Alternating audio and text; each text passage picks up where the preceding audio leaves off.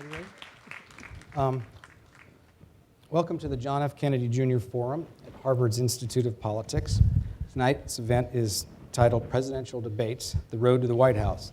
It's being hosted in commemoration of the 50th anniversary of the first televised presidential debate between then Senator Kennedy and Vice President Richard Nixon. My name is Carl Cannon. I'm the Executive Director of PoliticsDaily.com, but the reason I'm here, I think, is because I was a fellow at the Institute of Politics, and I'm happy to be back. I'd like to recognize, before we start, Senator John Culver, who's in the front row here.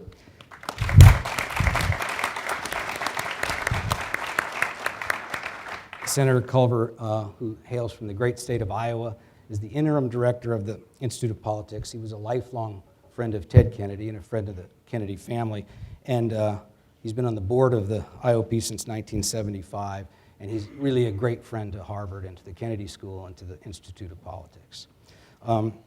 As we mark the 50th anniversary of the Kennedy-Nixon presidential debate, it seems old hat to you, but that was the first presidential debate we ever had. And we are honored. I'm really honored. I'm the SAT question that doesn't match up here. So these people have all had a role in presidential debates, and it's a very interesting panel. Actually, now that I think of it, I've covered my share myself, so maybe not. But our speakers, I'm going to introduce them briefly. You probably know most of them. I'm going to start with Governor Michael Dukakis. He began his career as a town meeting member. Is that the right? As low as you go on the totem pole. In Brookline, Massachusetts, and he rose through the ranks of Democratic politics. He became lieutenant governor.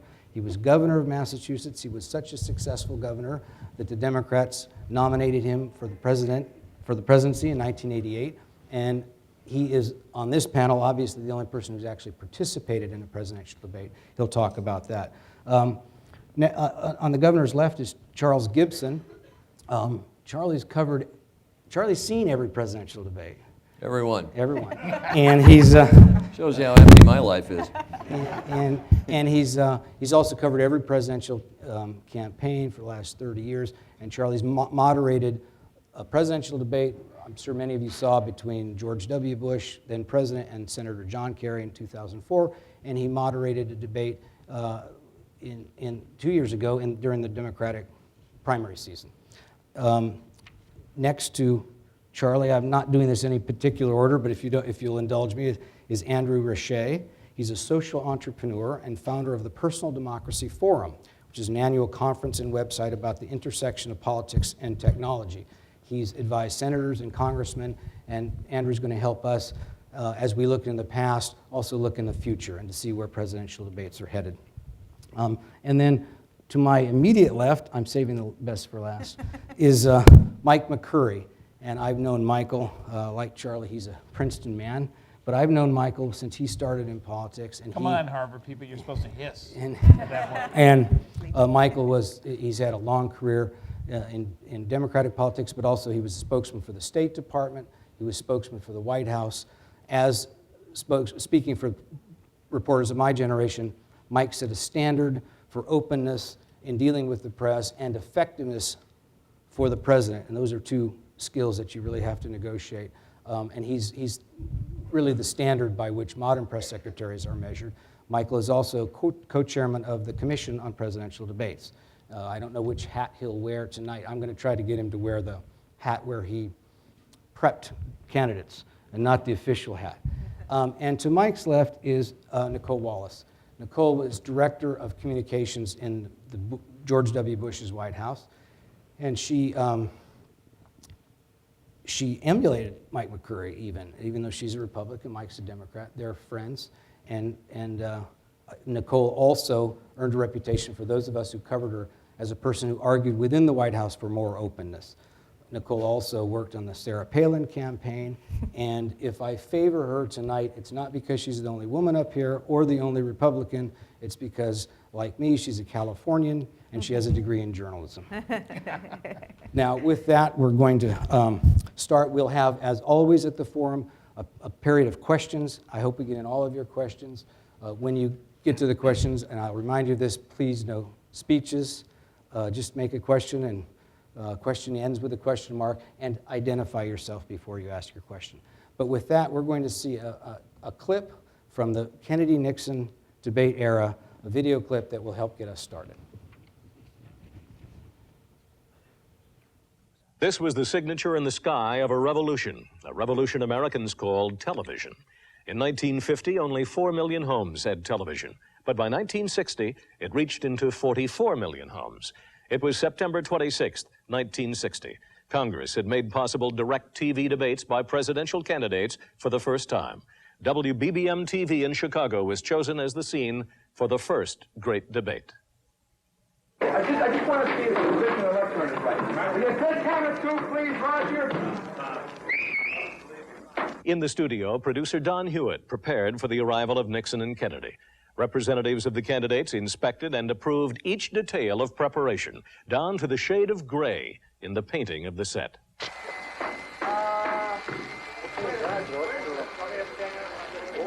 Vice President Nixon was the first to arrive. He has campaigned right through the morning and paused only in the afternoon for solitary rest, without staff or entourage, at the Pick Congress Hotel. Now he listens while the rules of TV debate are explained. Agreeable. I think we just both should stand here. All right? Right. Good. Excellent. Oh, and incidentally, yes, I think what Howard will actually say is the first question now to Senator Kennedy. You may not want to get up till he's finished. Then once you've got enough to comment on it, then you're up for the rest of the... And Howard will hit the gavel if somebody ignores it. What does the cut? The cut means that's it. Get out, Grace. 5 seconds. Right? No, what I mean is you want to quit quickly, or how? Yes. How well, much? we figure when you see 30 seconds, Then try to bring it. All right. And then the cut is, that's it. And then Howard will give you a few seconds over the cut, and then bang, Yeah, I bang. understand. Sure. Well, we'll Come on. Stay right there, Mr. Davis. Pull the phones back entirely, please. Looking right at the camera here. Do that again. Take care. Take it again, Candy. Look this way, please. Take care. You had a big crowd in Cleveland. Vice President. With the wind. The wind, not the sun. The wind just blazing. Can we have the handshake, please? We didn't all get it. All right, I'm one more. Thank you. Okay. Now, are you leaving tonight? No, I leave at the first thing in the morning. Mr. Vice President, Mr. Kennedy, would you mind looking around here a second? That's it. Well, thanks very much. Hey, you get back there. Hey, stick around. Come on. All right. Senator, we can we clear the shot now? Will everybody just move back, please? Okay, fellas, can we strike this right away, please? And put the other lectern in? Will somebody please take that? Now, David, will you hit the 1-minute switch, please? You hear me now, speaking? Is that about the right tone of voice? It is a pleasure to be here tonight and to participate in this program, which opens up a series of discussions, sometimes known as great debates. Both fall silent now as airtime approaches, composing themselves, as the largest audience in political history prepares to measure two men for leadership. All across the nation, parents quiet their children. It's September 26th. It's 8:30. As millions bend forward to see the next presidents. But first... So much easier to do, pure magic for you. Spiral brush, colors, curls, waterproofs, really separates lashes. Your magic mascara. Because of the following special broadcast, the programs originally scheduled will not be seen tonight. Next week at this time, The Andy Griffith Show and Hennessy will be seen on most of these stations.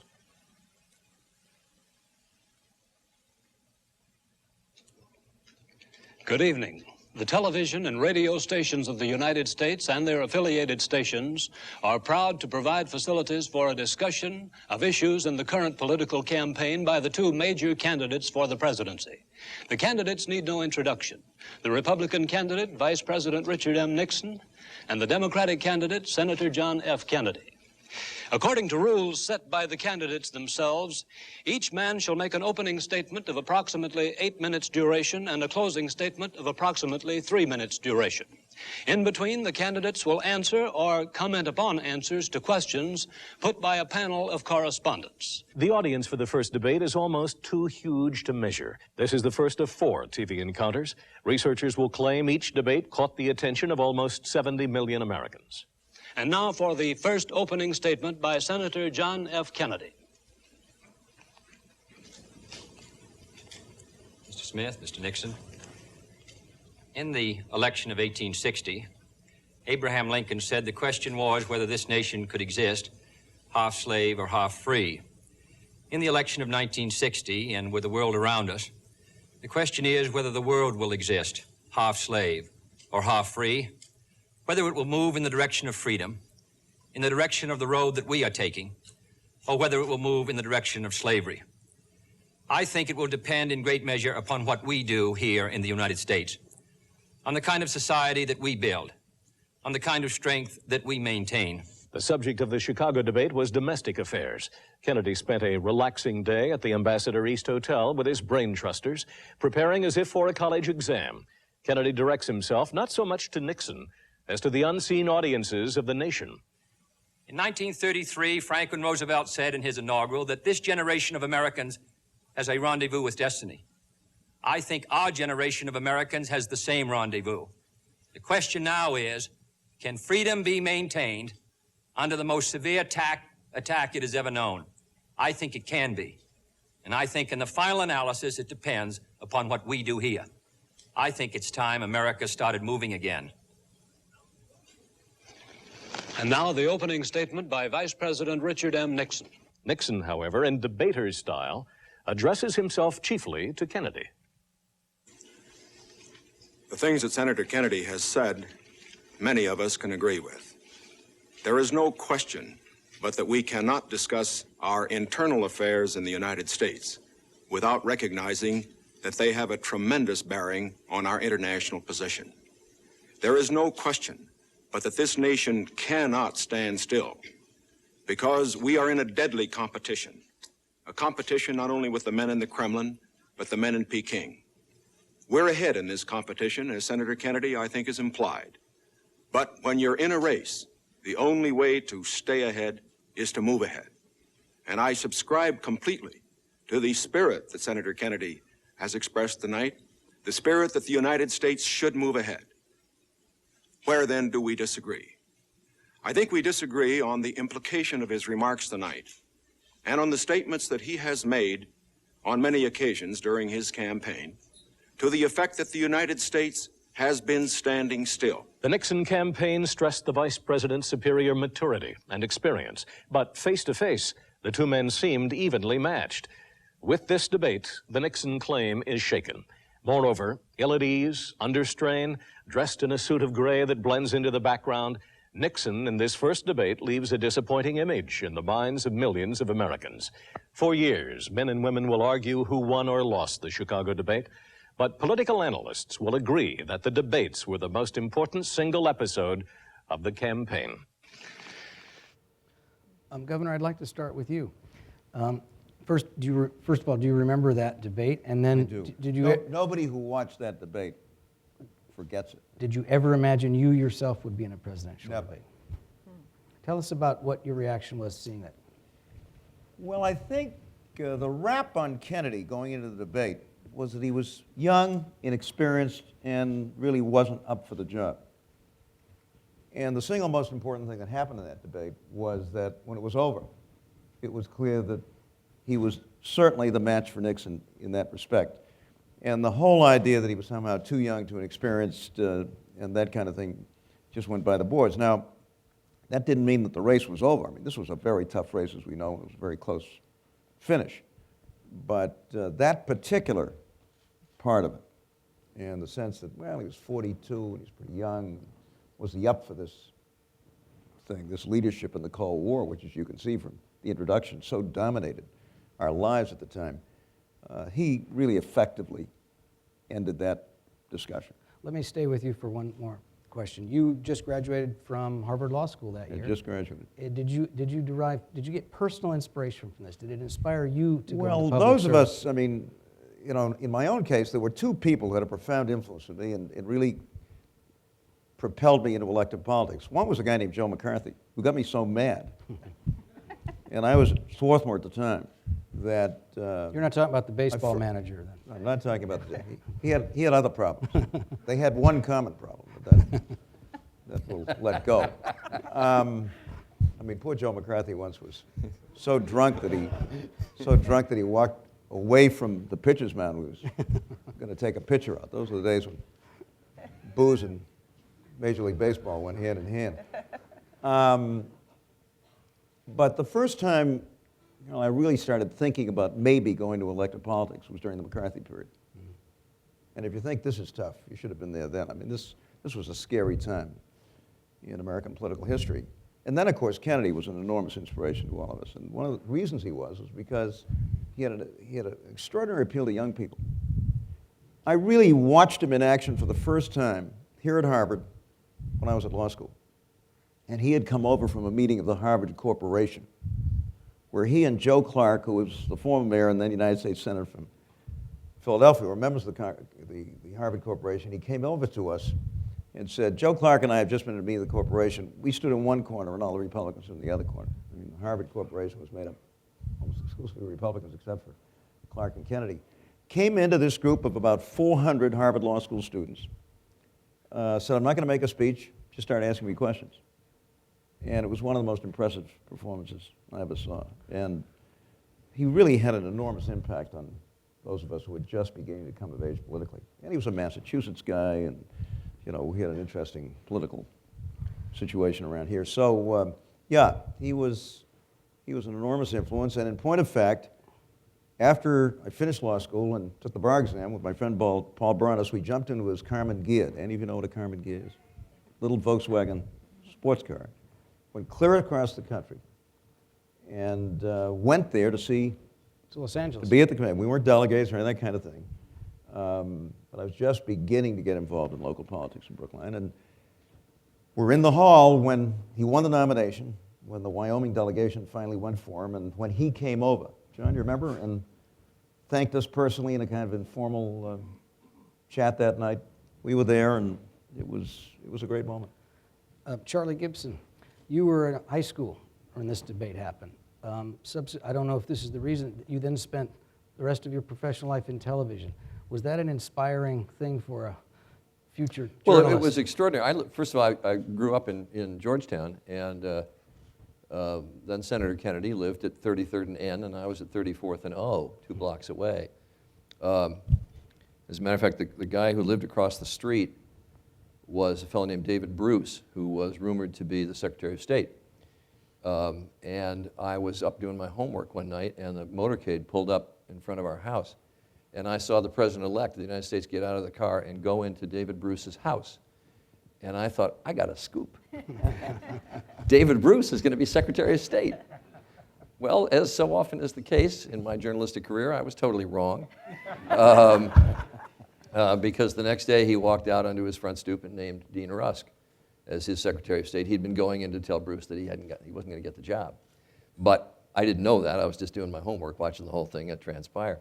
But sure, I think all of us spend our lives trying to prove to our parents that we're worth a damn. And my dad was a TV news junkie, and we were, and so was my mom. Television was in its infancy, as was pointed out there. The number of television sets was growing. We had gotten one just not too long before that debate occurred. And interestingly, he mentioned, by the way, that the audience for that debate was 70 million people. There were 4 debates. Kennedy wanted 5, Nixon wanted just 1, and they agreed to 4. And the audience held up at about 70 million for all 4, which is an interesting number because I think the first Obama-McCain debate got 52 million. In a country much larger. And the country is much, much larger now. About a third of all people in the country watched that debate, about the same number of people who actually voted, which is interesting. You would never get that again today. So much has been made. I was watching, I thought clearly Kennedy won the debate because, as the governor points out, Nixon's argument was this man is not experienced enough to be president. But Nixon, and just as a high school student, I knew it watching that thing, Nixon blew that debate, blew that argument in that first statement, when he stands up and he agrees with Kennedy 3 times in the beginning statement. And immediately, he's, it seems to me, conceding that Kennedy is qualified to be president, which undercut his entire argument. Second thing, Nixon had had a knee operation and suffered from a staph infection. He'd lost 20 pounds. He never bought new clothes. And his neck was much smaller than the size of his shirt. That, to me, was much more significant than the makeup argument. The whole atmospherics of Kennedy's confidence, Nixon's uncertainty, Nixon looking at Kennedy all the time, Kennedy looking at the audience, all of that made it very clear that, that Kennedy was very much on the rise. And interestingly enough, it's a very young Don Hewitt. 4 years later, Hewitt loved to tell the story that, that Nixon had refused the makeup lady who was there. Actually, Kennedy did too, but Kennedy looked better. But Nixon turned it down, and 4 years later at the Republican convention, where Barry Goldwater was nominated in San Francisco, Nixon was to introduce him at that convention. And he was getting made up. And Hewitt said to him, you know, if you'd let Franny make you up 4 years ago, Goldwater might be introducing you, not the other way around. And Nixon said, you're right. Remember too, Carl, there was no live audience. There was a huge television audience, Charlie, right? But there was nobody in the place, except the 2 of these guys and Howard K. Smith. So you don't have anywhere near the kind of atmosphere you have these days, where you have a large crowd of people who are there physically, and some of them are for you, and some of them are the other guy. And they're all really quite expressive. That 70 million figure, that reminds me, Nicole, that was pretty close to what the Sarah Palin, Joe Biden numbers were. Of very interesting development in which you had a larger, significantly larger audience for the vice president. And I wanted to ask you about that, but I wanted to ask you and Mike Mccurry to this thing. Keep in mind this thing we saw of Nixon and Kennedy. Walter Shapiro, my colleague, wrote a piece about the preparation, and Nixon was alone, solitude. You can imagine, kind of a loner. Kennedy was with his aides on a bed with throwing 3x5 cards around and yelling hooray whenever he got an answer right. In your experience, and Mike, would you take this too after Nicole, does the preparation of a debate tell you about the person? If the American people could see the preparation, would they know how to vote? Well, look, I think people usually get it right. You don't have to answer. Why do I still sweat? The Sarah Palin preparations were extraordinary in that she came into that debate. You can talk about President Bush. Off the heels. I'll give you a free pass. Mike, I asked her with a straight face. He's always trying to protect me. That's why I love him. But Palin came into her debate, the only debate, on the heels of 4 interviews done in Wasilla. Charlie and I will always have Wasilla. And she did 3 interviews. 4 were with Charlie. I think 2 or 3 with Katie Couric. Saturday Night Live had lampooned her. Tina Fey's character had declared that she could see Russia from her house. And already the caricature was kind of overtaking the candidate. And so that was the moment of the vice presidential debate. To say whether or not the McCain-Palin ticket existed the morning after was what was on the line for that debate. So I don't know that anyone has ever prepared under such high stakes as she prepared. So I have to I think cut her some slack in terms of what that preparation might have been like. Senator McCain prepared the way probably many senators prepare, in that he and Lindsey Graham and Joe Lieberman were debating each other the whole time. It was actually quite difficult as staffers to get him, on message and to focus. And I think that's something that a lot of senators kind of lean into, those deliberations when they prepare for a debate for the presidency, which is an entirely different exercise than their role as senators. We have a senator as president now. We hadn't had one since then. So, right. Look, it's fun watching that whole preparation before the debate began, because none of this, as a result of this experience in 1960, which was so consequential, first of all, several things happened. There was not another televised debate for 16 years, not until the Ford-Carter debate in '76. did anyone have the courage to go up and do it again because of the transformative nature of that event that we just watched, which occurred 50 years ago this past weekend.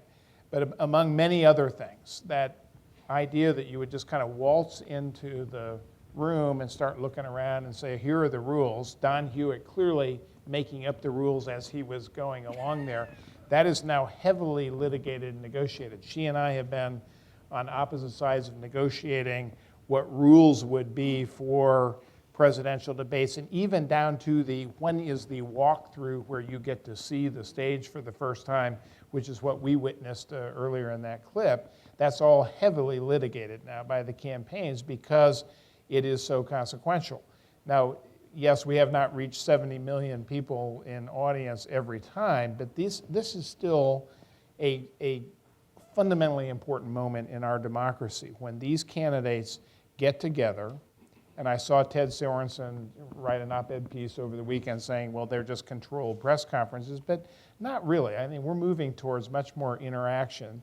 And we have moments now in the history of these debates where we really get the true glimpse of what these candidates are about. And we see some truths that help us begin to make some decisions as the American people about who we support, who we don't support, who seems to get it, who doesn't get it.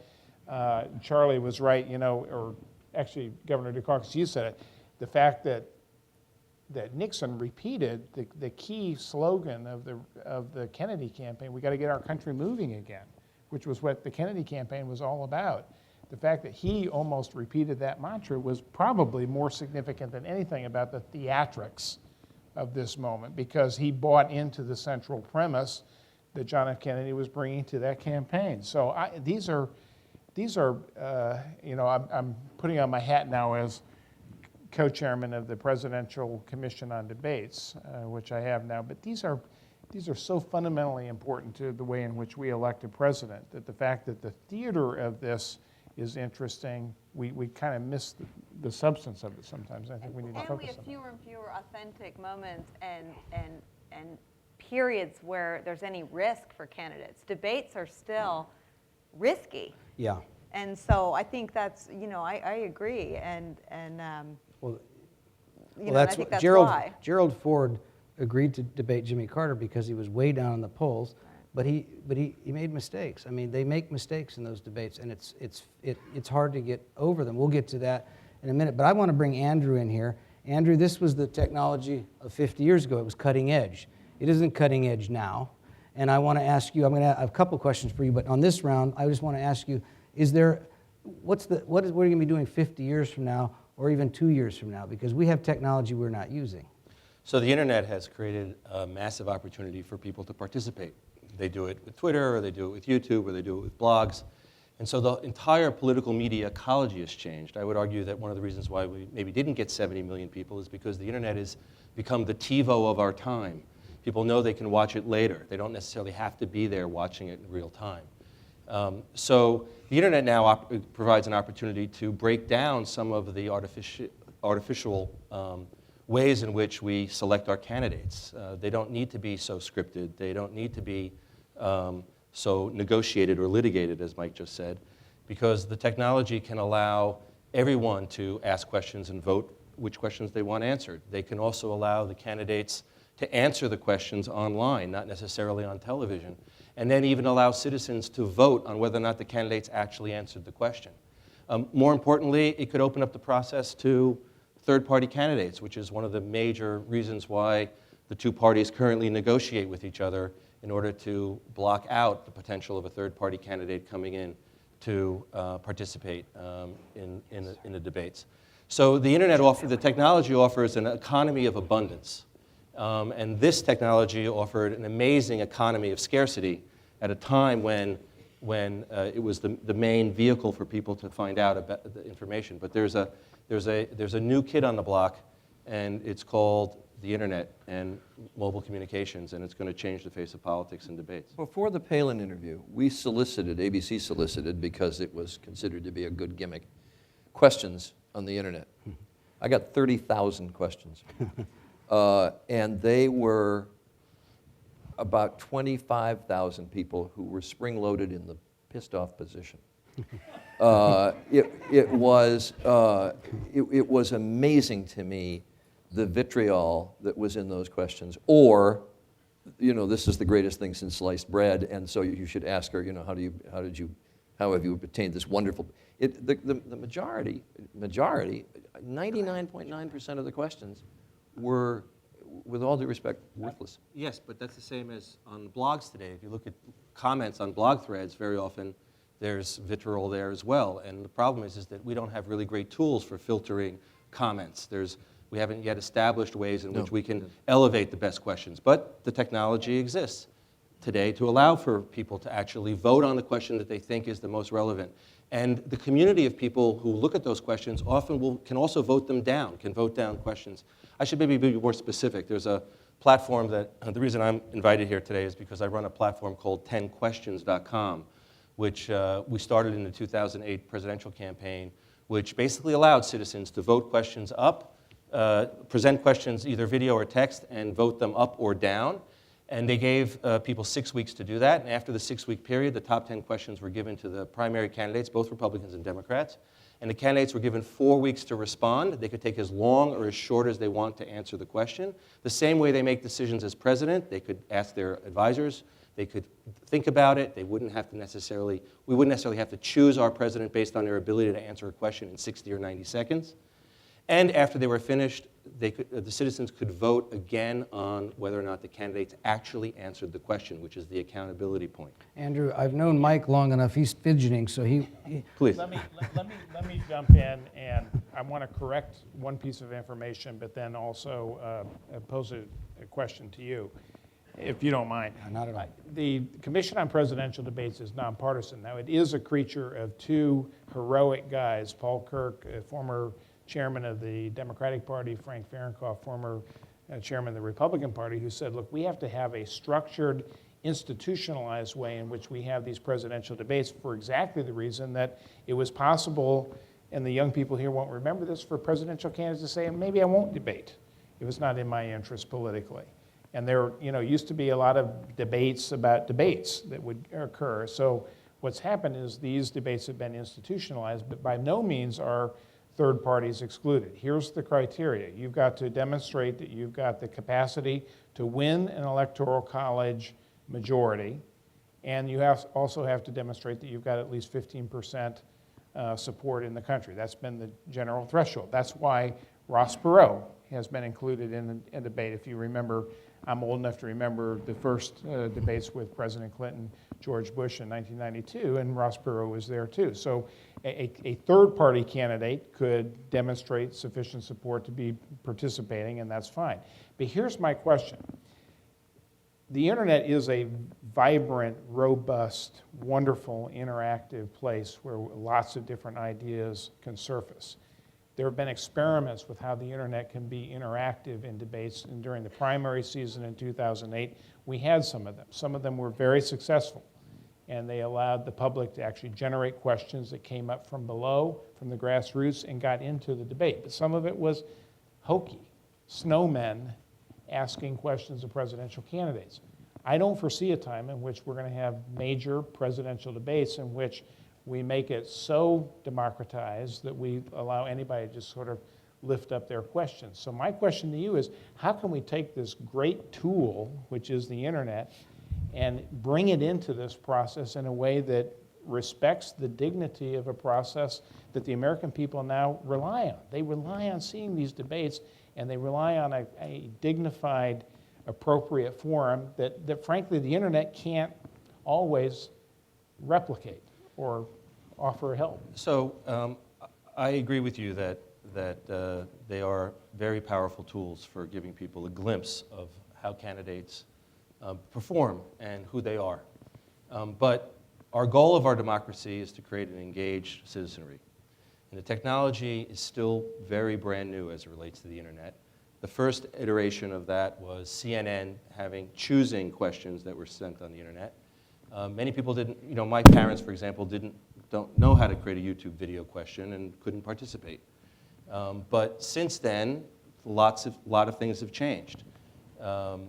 And so the technology gets better and better, and there's a potential that everybody in the country could participate in a visible and transparent process by which the most important questions facing the country are presented to the candidates. And I would actually bring the governor into this discussion, because I think that being constrained to have to answer a question in 60 or 90 seconds on the cuff is not as optimal as being able to consider a question over some time, to be able to select the way in which you answer the question, to select the setting for answering the question, and to allow that question to then live onward beyond the sound bites and the newspaper articles the next day, for people to go back and refer to the videos and to see your answer in depth later. So for you as a candidate, would the opportunity to be able to engage with the entire American public, not just those watching on television for that 90 minutes, but in an ongoing way, would that be appealing to you as a candidate? Well, I think it's an appealing part of this. On the other hand, I agree with Mike. I mean, for better or for worse, we've now become very accustomed to the notion that we're going to see, if I may say, the two major candidates, unless there's a third, and we're going to watch them for 90 minutes, probably 3 times anyway, engaging along with the vice presidential candidates at least once. And that has its rewards and its risks. And nobody knows that better than I do. On the other hand, there are great risks there. George H.W. Bush looking at his watch seemed to me to be, I mean, all of the comments. How many times did we see Bush looking at his watch after the debate was over? Now, when I debate, I take the watch off and I stick it on the rostrum so I can look at it. But you know, both of you know this. I mean, you want to know where you are. You know, if I got 20 minutes to go, if I got 25 minutes to go, I've seen the things. This poor guy looked at his watch. Everybody, it was interpreted from that point on as kind of indifference. He was bored. He couldn't wait to get over the thing. And we've had other examples of that. And those are some of the risks that go into this head-to-head thing. But my own view is that we're probably going to have both. That is, we will have a series of major events at the same time the Internet's going to be a part of it. On the other hand, as many of you know, and I'm a little obsessive on this subject, the best technology of all is a human being walking up to your doorstep, knocking on the door and having a conversation with you. Something which I don't think either major political parties are doing very well these days. Barack Obama did it. That's one of the reasons why he got elected. So my sense is it's going to be a mix of all of these things. And over time, Charlie, I have a we're going to be a part of it. It's why we have the first primary in New Hampshire. That's right. So there can be some retail politics instead of wholesale. Although it's really in Iowa. Well, the caucus is in Iowa, but the first That's primary in New Hampshire. Right, But that's to where come back to your point, I think there is, on the part of journalists, there was a very unfortunate question, I think, in the Dukakis debate. It was a gotcha question. And when you prepare these things, I think there is a conscious effort now not to have that kind of question. And to the extent that you filter what comes through the internet, yes, but we have not yet in any way found the way to get immediacy from the internet in the debate setting. I'd like to follow on that point that you made. If I ask this question right, it will bring Nicole, you, and Andrew into the answer, and I know Michael will have both Mikes will have a thing, and that is this. You talked about the gotcha question, and I wonder if we've gone too far the other way, and here's the example I'm going to give. In 2008, you yourself did one of 2 debates that raised deep questions whether Sarah Palin had the gravitas to be vice president, let alone president. You didn't do anything to her. You were a reporter. You asked these questions. You asked follow-up questions. Well, wait, let me, no, that's not really the question. That's a predicate. Then, when the debate rolled around months later with Joe Biden, Senator Biden, who had been chairman of the Senate Foreign Relations Committee, and all of us, I'd written this myself, knew all of this stuff, made numerous statements, sort of wildly inaccurate statements. The kind of statements I submit that if Sarah Palin made, she'd had to resign the next day. Pakistan has ICBMs. The United States kicked Hezbollah out of Lebanon. We spent more in Iraq. We spent less money 3 weeks in Iraq than we spent for 7 years in Afghanistan. All of these kind of things. The moderator didn't do anything. And what I'd like you to talk for a minute, for our audience, the difference between a reporter and a debate moderator. And then maybe I'd like Well, Nicole let me come back to, yeah. to your predicate in the Palin thing. With that in mind, the business about gotcha questions. So many of the emails that I got, the questions that were submitted over the web, were you have to show how, whether her qualifications. I mean, people were angry, and so At you. No, not yet. No, but and conservatives got angry at me later. But the liberals were. It was almost like they were trying to break her. And I really was offended by the emails. And the best advice I got came from Mark Halperin, who wrote that great book, Game Change. And he came in and I said, I don't know how to look at these emails that I'm getting and the website questions and stuff.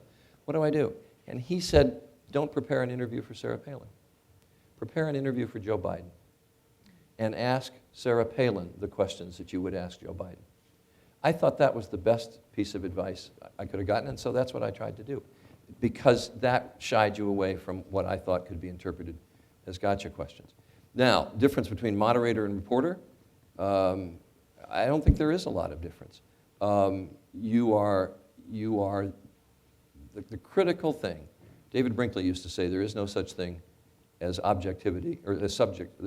There is no such thing as objectivity, pure objectivity. There's just lesser degrees of subjectivity. You have to strive to be in both roles as absolutely objective as you can be.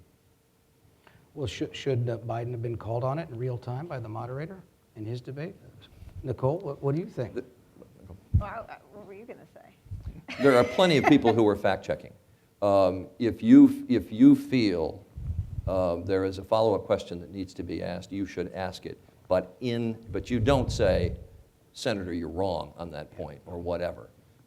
You would say something that gets around it in a much more even-handed manner. Charlie, well, I'll defer to you. Go ahead. I was going to say that a campaign, particularly a Republican campaign, never takes for granted the role of the journalist as arbiter. And the reason Charlie was selected to do the first 5 interviews with Sarah Palin was because there are fewer and fewer arbiters. There are fewer and fewer people who can stand without judgment and truly reveal someone or a campaign or an issue for the viewers. And so, much has been said and written and criticized about the McCain campaign's decision to speak with evening anchors. A lot of the McCain campaign's big interviews at big moments, Sarah Palin, after that choice, around the debates, was with the evening news anchors. But I'm so interested. I mean, we're almost having 2 conversations up here: arbiters, official debates, debate commissions, and the power of the internet. It is all about, as a campaign operative, your job is to protect and insulate your candidate from too much risk, while at the same time maximizing opportunity. And it's so ironic to me that we seem to have a little bit of consensus around the structure that you advance, which is these sanctioned debate commissions, which every candidate I've ever worked for has totally fallen on their face. George W. Bush in his first debate with John Kerry, Senator McCain. I think most people, judging by the Kennedy-Nixon standard, would say that Senator McCain went 0 for 3. But there is still an entrenched aversion to the risk created and what you would expose your candidate to if you just threw it open to a live chat. And we're really at this rub. And maybe this is why the Tea Party is so angry about let's the be clear. establishment. I'm not suggesting a live chat, first of all. And the fact that you got really lousy emails 2 years ago doesn't mean that the internet is filled with just angry people. There are thoughtful people on the internet too. Absolutely. And this isn't really a battle between an online debate versus a televised debate. They may both have roles to play because they teach us something. The issue here is that there's an opportunity to engage the entire American public in the process and much more deeply, and to provide the candidates with something that they can't get from the televised debate, which is time to be able to express themselves in detail that isn't necessarily built around these structured moments. And the real opportunity, I think, for citizens is to be able to hold their elected leaders accountable, because after they present their answer, citizens can either vote if they're on this platform, or they can tell each other. So, for example, look at this. political opinion is formed by people talking to each other. And they do it in the most common places. They do it around dining tables, they do it around a water cooler in the office, they do it over the back fence. And a consensus is eventually formed. John Kerry's a flip-flopper, John McCain's a maverick, Barack Obama is a Muslim. Whatever they may say, it gets built up over time. And the political parties and their operatives, including you, do whatever you can to influence that debate. So in the 2008 presidential campaign, that happened the same way as it would in any other campaign. But my 83-year-old dad, who would never have held up a sign at an election, at a rally or called up his friends on the phone and told them who to vote for, but if the subject of politics came up around a dinner table, would open his mouth, called me up about 6 months before the election and asked me if I could help him with his email because he didn't know how to do more than one email at a time. When I went over to his house and I showed him how to use his address book on the shiny new Mac that I just bought him, I looked at the email that he was sending, and the subject line was, "Watch this," and he was sending around a Barack Obama YouTube video.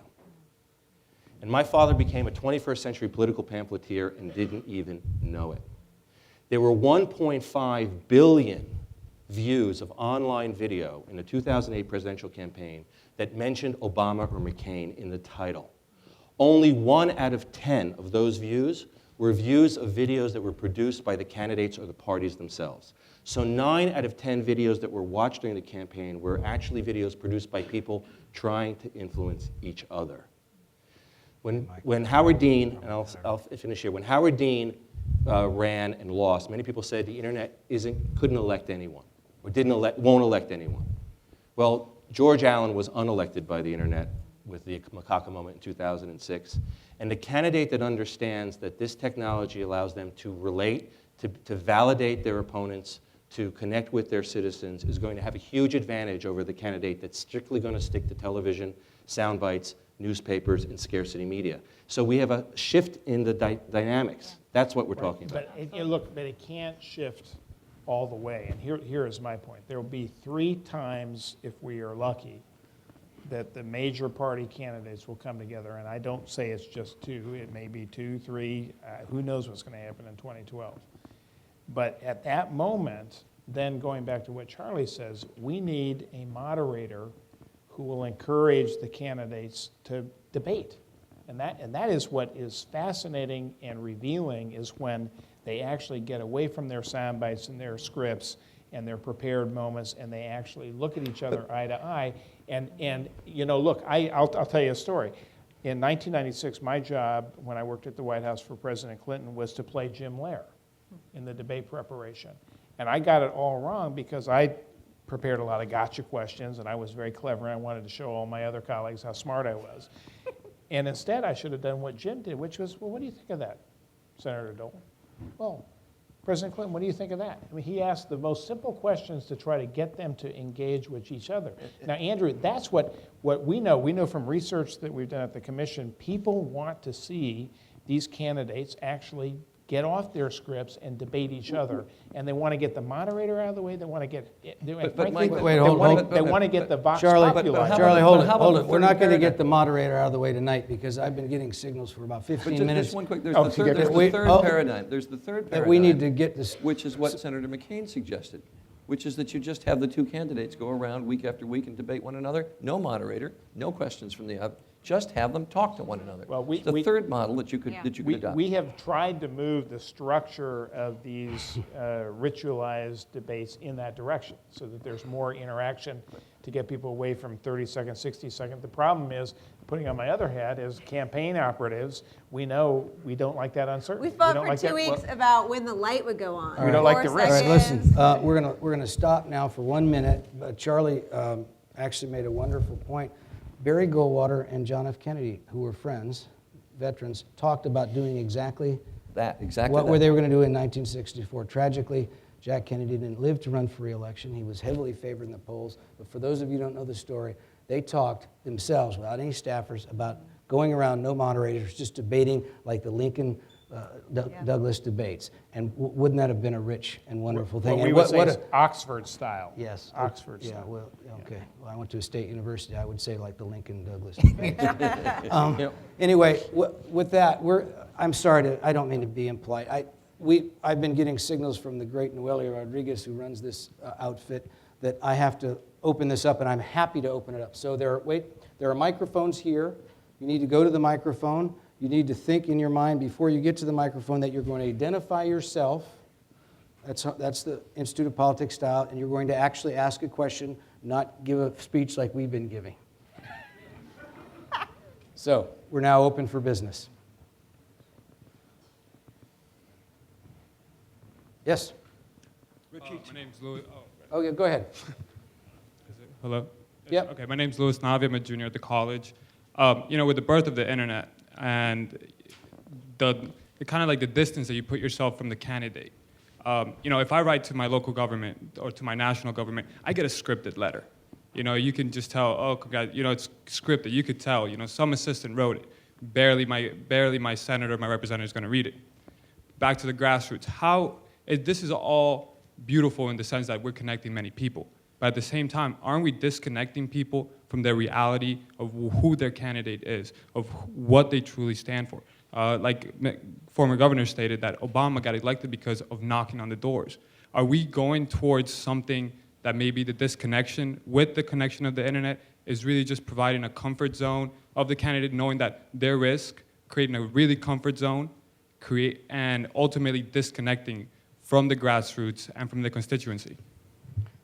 So I think you're asking kind of two questions, right? Okay, so the issue of the politicians still, for the most part, excluding the one sitting 2 seats to my right, don't know the difference between a server and a waiter. I'm serious. They still live in a 20th century model of sound bites on television, sound bites in newspapers, constituent letters, and actually don't want to engage with their constituency. And we very often think that we elect our elected leaders when, frankly, they elect us, if you look at the way gerrymandering is done in this country. So we have a broken politics for a lot of reasons, and the internet's not going to necessarily fix it, but it may help.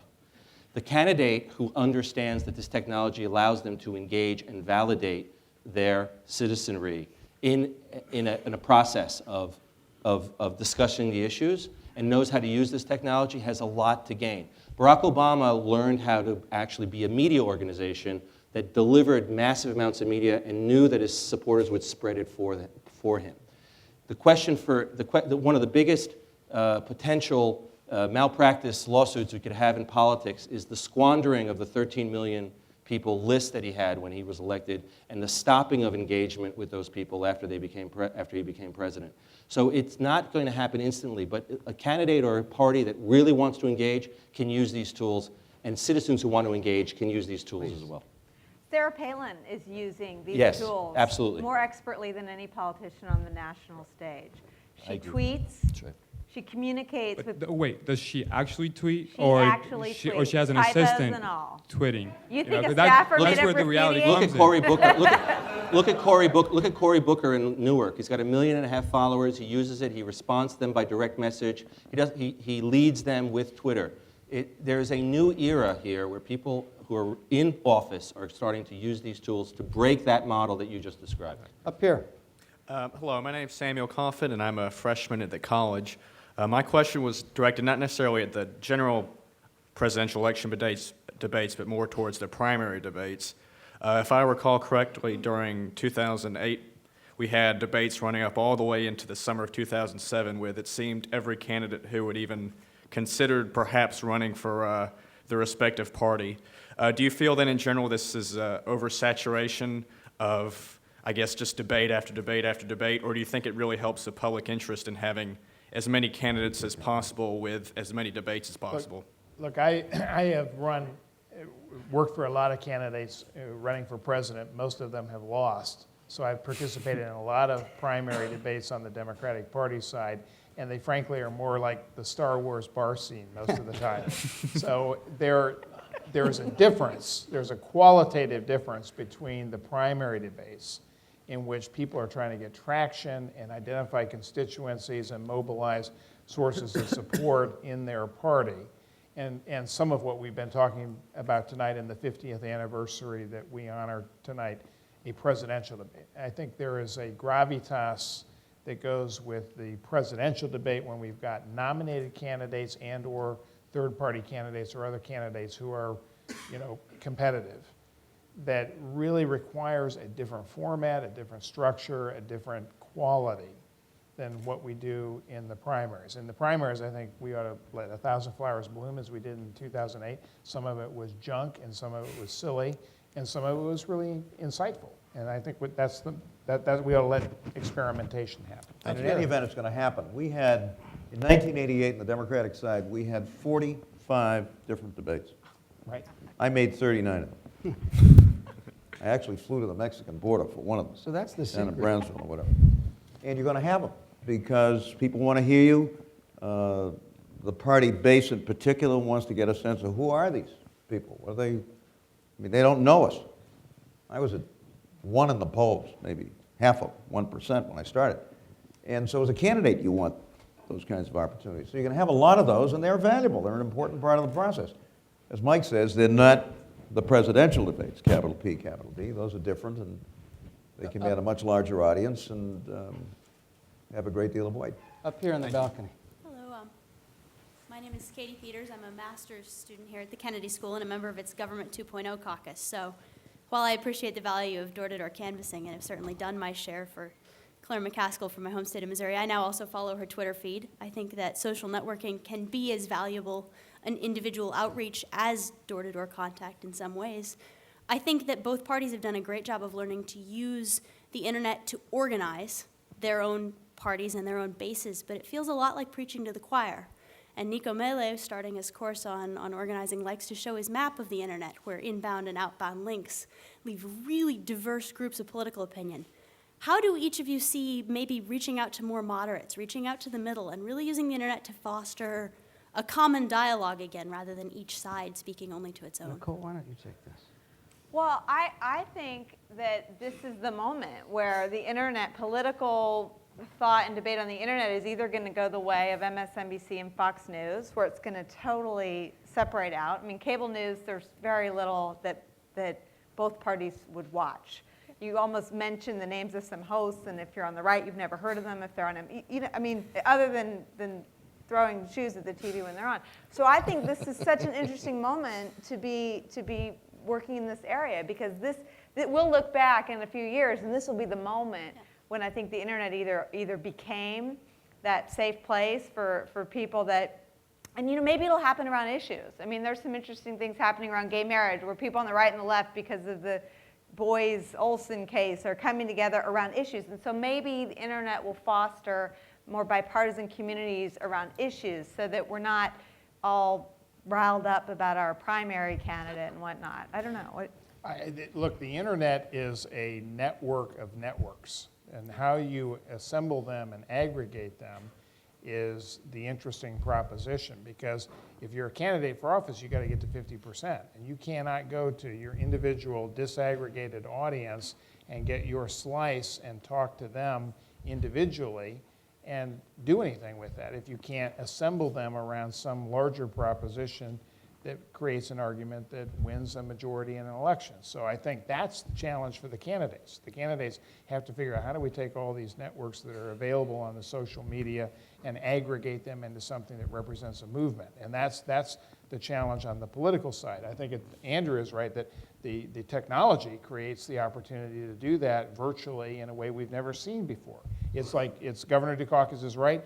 Going up and knocking on the door and ringing the doorbell and having a 3x5 card, that's the old-fashioned way.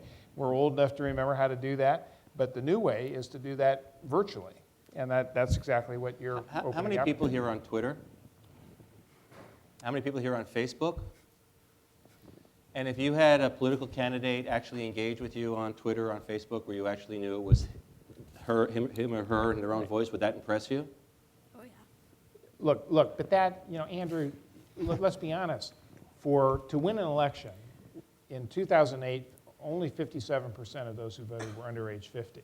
The rest of them over age 50 are not on Twitter and Facebook. That's not true. Mike, that's They're not true. growing. They're growing. You should look at the Pew studies recently. Look, I have looked at all those studies, and the number of people. You want to know who does Twitter? It's Washington, D.C., San Francisco, and New York. It doesn't have to be just Twitter.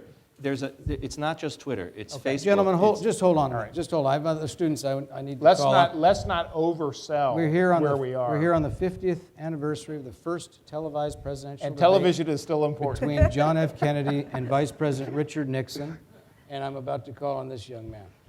Hi, everybody. Thank you so much for coming today. My name is Jimmy Biblars. I'm from Los Angeles, California, and I'm a freshman in the college. My grandmother has Facebook, just so everybody knows. Yay! Your grandmother. My question is to Mr. Mccurry about the role of third parties in debates and the qualifications you listed about having 15% of the sort of popular support plus the ability to win in the Electoral College. With the growth of third parties and candidates like Ron Paul, who some would argue is a libertarian, do you feel that having more ideological diversity in the presidential debates, even if they do not have a necessarily legitimate chance of winning due to the way our political system is structured, would be a good thing? I think the commission has taken over history a very principled stand that has withstood a lot of litigation and a lot of tests in the courts. And it's this, that if you, to participate in these debates, which are fundamentally important to the American people, so that they can actually look these candidates in the eye and see them in what we've described as unscripted moments, they need to know that that candidate has a mathematical chance of winning so that they can win an Electoral College victory. That means that... To be on the ballot. To be on the ballot, like the American Communist Party is not going to qualify. It means that they have to, constitutionally be able to get elected president, which knocks out, by the way, there are like hundreds of people who run for president of the United States that you've never heard of before, but they're fringe party candidates. And then the last test, which I think is the important one, which is that they demonstrate some modest level of support in the American people. 15% is not a huge threshold amount for, when we have a viable third-party candidate, as Ross Perot was in 1992. That is a performance standard that a Ron Paul, a libertarian candidate, Sarah Palin, if she decides to run as a Tea Party candidate, anybody who could, meet that threshold could actually be included in this process and then get there. Now, I recognize that means that not every party, not every cause is going to meet that threshold, and that there are dissident voices that need to be heard. But the point is, if they can go out and build support and use internet and use technologies to get to a threshold level of support where they mathematically could be included in that debate, I think that's a good thing, and it's an important thing. Sir, you've been very patient. Thank you. Richie Tiemann. Governor, your reference to Joe McCarthy being the motivation to get you into politics and then getting you into the JFK camp is ironic, given the close friendship between McCarthy and Jack Kennedy and the entire Kennedy family. So there's irony there, don't you think? Now, Governor, you made reference to this. Is that your question? I'll be finished in about 20 seconds. Is that Okay. all right? Governor, your reference to this poor guy, George Bush, looking at his watch invites scrutiny of you and your performance. Do you think that Bernard Shaw's question was one of these gotcha questions that is somehow illegitimate or below the belt or something you couldn't handle? Don't you think that you should be a big boy and if you can't take questions like that, then you should go back somewhere else? If you can't stand the heat, get out of the kitchen. And have you formulated a better response in these intervening years since that weak response back then? Well, I've never objected to the Bernard Shaw question. If the truth be known, I insisted that Shaw be one of the journalists because I said to whoever was running the show at the time, if all we're going to do is have all-white journalists in this thing, then that itself is kind of a sad testimony. I had a lot of respect for Shaw. I thought the question was a perfectly good one. My problem was that since I had been asked it about 1,000 times, I answered it as if I had been asked it 1,000 times. And I kind of forgot that 90 million people, I think, at that point were watching, and it deserved something better than that. But I thought it was a perfectly fair question, didn't object to it. Look, if you're opposed to the death penalty as I am, you expect a question like that, and I wasn't surprised that I got it. I just didn't do a very good job of answering it. But I didn't lose the election because of that question, folks. I lost it for a lot of other reasons. Right here. Hi, my name is Ben Bolger from the Graduate School of Design. There's clearly some candidates like Bill Clinton that are excellent campaigners and go on to be great statesmen. And even if you were to adopt like an Oxford-style system where there's more intense debate, there are some very intelligent people that might be good leaders that just are not good communicators. What are your thoughts on the system helping to select a good statesperson as opposed to just a good campaigner? Do you think that there's a debate format that could kind of focus on statesmanship qualities? Charlie, you want to take this question? No. Okay. Who wants to? No, it's an excellent question. And I'm sorry. And it goes to, in many respects, whether there is a disconnect between the skill of running for president and the skill of being president. And many politicians will talk to you about that at great length. And it is a frustrating part of the system. I think it is also one of the great disadvantages we have in that our system is so damn long now. You know, we started at the first of the year in 2008 with Iowa and New Hampshire almost back to back. And there was tremendous election fatigue, I think, by the time. And all of that, the candidates got fatigued. And all of that part of the campaigning skills doesn't necessarily mean that you're going to be a good president. One of the things I was thinking about as I watched that in 1960, Eisenhower and Stevenson ran against each other in '56. I think those are the last two bald candidates we had. You know, it now becomes critical that you look at the United States Congress. There's a lot of blow-dried guys in there and women, which doesn't mean that they're not very good members. It's just, do we need an entire United States Congress between well-coiffed women and men, as opposed to people who are, you know, really could be great statesmen. Let me just, it's a central conundrum. Point to let the moderator use his prerogative. Charlie, after the 1984 campaign, I was covering from California, Alan Cranston. You may not remember him. He was a senator from California. And bald. Yeah, and bald. And he finished so far back in the Democratic primary in New Hampshire that Ronald Reagan got more write-in votes in the Democratic side. And he quit the next day, and I came to Logan and flew out to cover Gary Hart. But on the plane back to Los Angeles, Cranston lamented the point that you were making, Charlie. He said, Abraham Lincoln couldn't be elected today. And I said, Alan, I'm going to do you a favor. I ain't even going to quote you as saying that. Abraham Lincoln could be elected, but your point is well taken. Andrew, this gentleman's question was right up your sweet spot, but I want to ask you a question instead of just agreeing with it and saying what you've been saying. I want to ask you a question that follow up on his, if you don't mind. Somebody hinted at that. How do you know in your system you just won't get aides doing white paper and a whole slew of staffers answering these questions, and you won't really be taking the measure of the candidate? You'll be taking the measure of the party. Well, what do you mean? If the candidate was to answer the question online? Yeah. Well, I mean, how do presidents make decisions now? They read papers. They talk to their aides. They deliberate. They look at the polls. They look at the statistics. And eventually, at some point, the president makes a decision.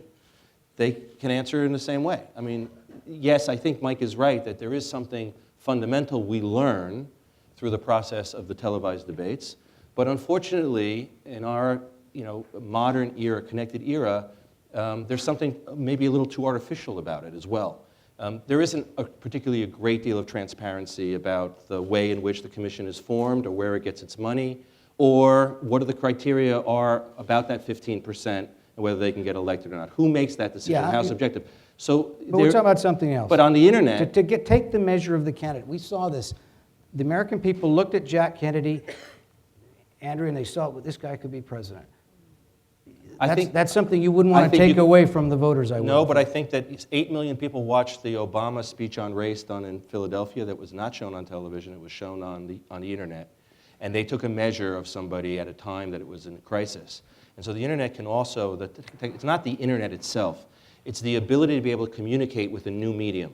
And that's what we're talking about. It's not whether it's internet or whether it's Twitter or whether it's Facebook. It's whether the person who's running is connected to a citizenry that's not interested in e-government and is not interested in televised gotchas, but are interested in we-government and reinventing democracy in the 21st century. That's what this is about. Can I jump one thing? I think that the answer is the really good leaders, the Tony Blairs, the Bill Clintons, can do both.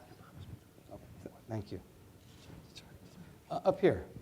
Hi, my name is Harleen Gambier. I'm a freshman at the college. There seems to be a conflict between the idea of political discussion via television and via the internet. Is there a way that in the traditional televised debate format we can address those concerns and perhaps propose improvements so that we can get that greater forum for debate in a televised debate? The answer is yes, because I think all that Andrew says about the interactive nature of the internet and what it provides has to be a robust platform for people to begin to come together, congregate, evaluate candidates, question each other, and I like his idea of figuring out some way that you can actually engage the campaigns and the candidates around that, because these events, and by tradition now there are 3 presidential debates and 1 vice presidential debate that gets haggled over sometimes, but they ought to live beyond just the one moment in which there is an appointment to show up and do it. And I think that's, Andrew's right about that, that we don't necessarily have to kind of show up and be there at that moment, although that is when the 2 candidates come together. But then living beyond that, the internet offers this great opportunity and a great platform for people to interact, to submit questions, to challenge each other, to form debate groups and go back and forth.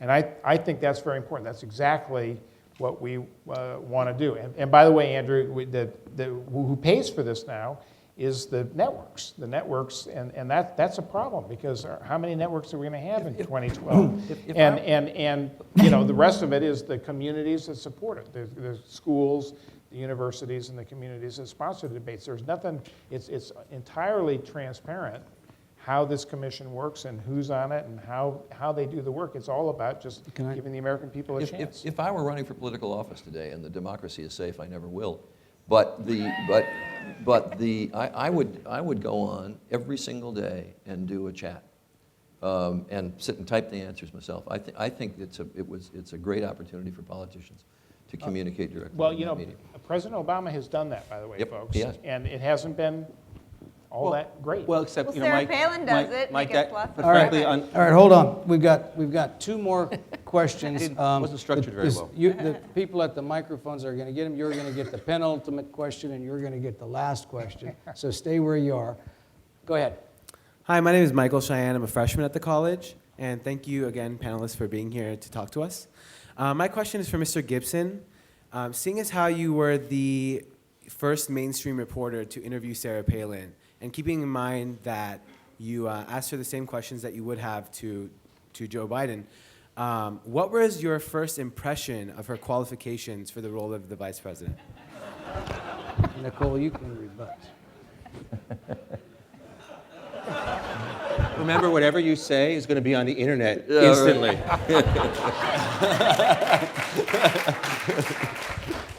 I think it's a matter of fact that it is very difficult for someone to transition from the background that she had, small-town mayor.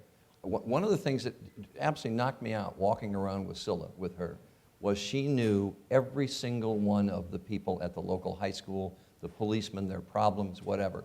And I thought, this is a terrific small-town mayor.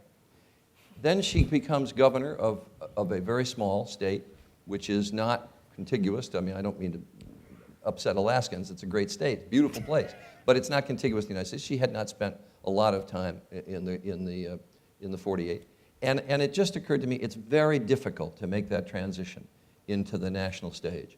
Very hard, and you have to give her credit for doing what she did. And let me say this, Charlie. It's difficult no matter what state you're governor of. You know, in my case, I had by 1986, 1987, I think I was a pretty good governor, and I had a sense that I was governing, I had a good team, we were doing well, and that kind of thing. The jump to the presidential race is huge. I don't care where you start. I think it's probably greater for her. And although it is long, too long, one of the advantages of the long primary is that you get out to Iowa, and you spend a lot of time out there. I was in every one of the 99 counties, having 6 or 7 meetings, and real exchanges with people, which, by the way, you miss terribly in the final. Maybe the internet is one answer to that, but I'm not sure it really is. I mean, I just craved the ability to kind of do what I'd always done as governor, was to be at barbecues and clam bakes in the backyards, kind of having real exchange with the people that I represented and being able to listen. But I don't care who you are. That move from governor, or even perhaps to some extent congressional office, though maybe it's a little less of a jump, is huge. And you're going to have a lot of difficulty making that. You know, you get there, but it takes a lot of work, takes a lot of effort. You need that kind of experience, which this very long primary, which goes on forever. Charlie said that you started in January. Candidates start the previous January. I mean, you're campaigning for a full year before you even get to Iowa, New Hampshire. Try that on for size. And then, assuming you win the nomination, then you're expected to start all over again and be fresh and different and have new ideas and the rest of it. It's not easy. Thank you. You have the last question. I wish I could ask 10, but my name is Christine and I'm a sophomore at the college. My question is for Mr. Mccurry. Just being a press secretary to President Clinton, I imagine that there must have been like some time where a question was asked that you were like, oh my God, there is no possible way that like we can come out like ahead on this question. And is there so is there any way that, I'm sure there were many, but is there any episode you would like to share? Well, I'm glad that so many of you are so young and you don't remember the zesty material that I got to deal with when I was press secretary. But I had one rule, which was to remember always that nobody cared what my opinion was, because they really only wanted to know what the president wanted to know, what he would say if he was there. So I always tried to put myself in that frame of mind. And then the second thing was I always remembered my family in South Carolina. That's where most of my family is from. And they just have a hard time believing most of what they hear out of Washington. And I always said, how could I explain to my cousins what the answer was or what should be said? And if I could get in that frame of mind and represent the president and say what I knew the president would want to have said, I always felt I was in a pretty good place. And I think that's the best you can do. Luckily, we've been talking about tonight the people who really put their butts on the line, like Mike Dukakis, because it is a lot harder to be out there and be a candidate and hold the office and run for the office than it is to do what Nicole and I have done, which is to work for these people. It's a great privilege to work for the people who actually do the hard work, which are the people that we actually put up as candidates to run for office. Well, I was going to go around the panel and have one more go around, but Mike, that was a very good note to end on, and I thank you for your graciousness. I would like to thank the entire panel. Andrew I didn't know, but now I want to know, and all the others of you I've been privileged to meet. I'd like to thank, on behalf of the John F. Kennedy Jr. Forum, all of you for coming. I'd like to again thank John Culver for his leadership here. I'd like to mention two other people. I'm around all these politicians, it's rubbing off. I'd like to mention Catherine McLaughlin, who's the executive director of the Institute of Politics, and Noelia Rodriguez, who runs this forum. And on the 50th anniversary of the Kennedy-Nixon debate, I'd like to thank all of you for coming. And you, Carl. And you. You did a good job.